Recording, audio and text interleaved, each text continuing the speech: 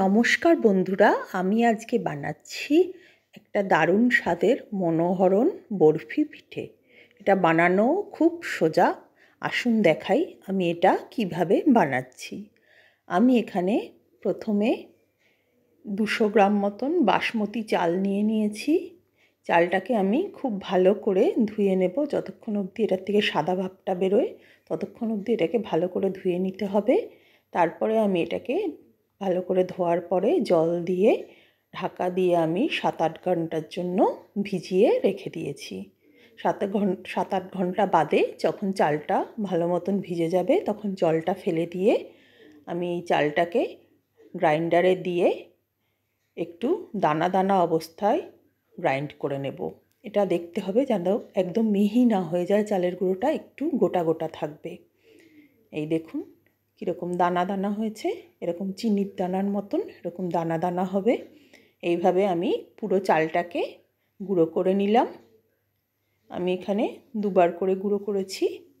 এবার এটাকে আমি চালের গুঁড়োটাকে একটা সসপ্যানের মধ্যে নিয়ে নিলাম। এখানে আমি হাফ মালা নারকেল নিয়েছি। নারকেলটাকে কুড়িয়ে নারকেলটাও এই প্যানের মধ্যে একসাথে নিয়ে নিলাম। আর আমি নিয়ে নিচ্ছি 275 গ্রাম মতন খেজুরের গুড়। আর দিয়ে দিচ্ছি 700 ml ফুল ক্রিম দুধ। ফুল ক্রিম দুধটা দিলে এটা ঘন হয়, টেস্টটা খুব সুন্দর হয়। এবার সমস্ত কিছুকে খুব ভালো করে একটা হাতার সাহায্যে মিক্সড করে নিচ্ছি ওপর নিচ করে। এবার আমি এটাকে ফ্লেম অন করে গ্যাসে বসিয়ে দেব ফোটার জন্য। এটা যখন কিছুক্ষণ বাদে একটু ফুটে উঠবে তখন আমি এটাকে লো ফ্লেমে বেশ কিছুক্ষণ ধরে ঘন করে নেব।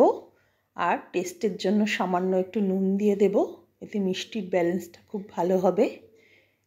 এখানে চালটা যখন সিদ্ধ হয়ে এসছে এই পর্যায়ে লো ফ্লেমে এটাকে কন্টিনিউ একটু নেড়ে যেতে হবে যাতে তলায় লেগে না যায় দুধটা। এবার যখন এটা বেশ ঘন হয়ে আসবে তখন আমি এটা ফ্লেমটা অফ করে দেব। এদিকে আমি একটা পাত্র নিয়ে নিয়েছি, কেউ চাইলে কাঁধা উঁচু থালাও নিয়ে নিতে পারেন। এবার এটার মধ্যে আমি একটু তেল ব্রাশ করে নিচ্ছি, সাদা তেল। এবার আমি এই জিনিসটা তোলার সুবিধার জন্য বরফিটা একটা বাটার পেপার নিয়ে নিলাম। এর উপরে একটুখানি ঘি ব্রাশ করে নিচ্ছি। ঘি ব্রাশ করলে গন্ধটাও খুব সুন্দর আসবে পিঠের। এবার এর মধ্যে আমি এই পিঠের মিক্সচারটা ঢেলে দেব। এখানে আমি পুরো ভর্তি করব না টিনটাকে, কিছুটা কম করে ভর্তি করব। এবার এটাকে একটু ট্যাপ করে চারদিকে সমানভাবে ছড়িয়ে দেব এইভাবে। তারপরে আমি এর উপর দিয়ে কিছু কিশমিশ ছড়িয়ে দেব, যে যেরকম ইচ্ছা ড্রাই ফ্রুট ছড়িয়ে দিতে পারেন। তবে যেহেতু এটা খেজুর গুড়ের গন্ধ একটা সুন্দর থাকে তাই বেশি ড্রাই ফ্রুট আমি দেব না। এবার আমি এটাকে 2-3 ঘন্টার জন্য ঠান্ডা করে নেব নর্মাল টেম্পারেচারে। গরমকালে করলে তখন সেটা ফ্রিজারে রেখে ঠান্ডা করবেন।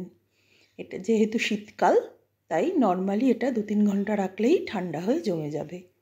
এবার আমি একটা ছুরি দিয়ে এগুলোকে বরফির শেপ করে কেটে নেব। এটা বেশ সুন্দর জমে গেছে নর্মাল টেম্পারেচারেই। এবার এইভাবে আমি এটাকে শেপ দিয়ে নিচ্ছি। তারপরে এটাকে এইভাবে ছুরি বা খুন্তি দিয়ে তুললেই এটা সুবিধা হবে তুলতে, হাত দিয়ে তুললে ভেঙে যাওয়ার সম্ভাবনা থাকে।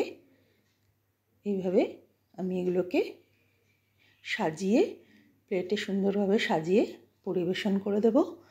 আপনারাও এইভাবে বানিয়ে দেখবেন। খুব সহজ একটা রেসিপি এবং খেতেও খুব সুন্দর হয়। একবার খেলেই বুঝতে পারবেন কত সুন্দর রেসিপি। কেমন হলো জানাবেন। নমস্কার।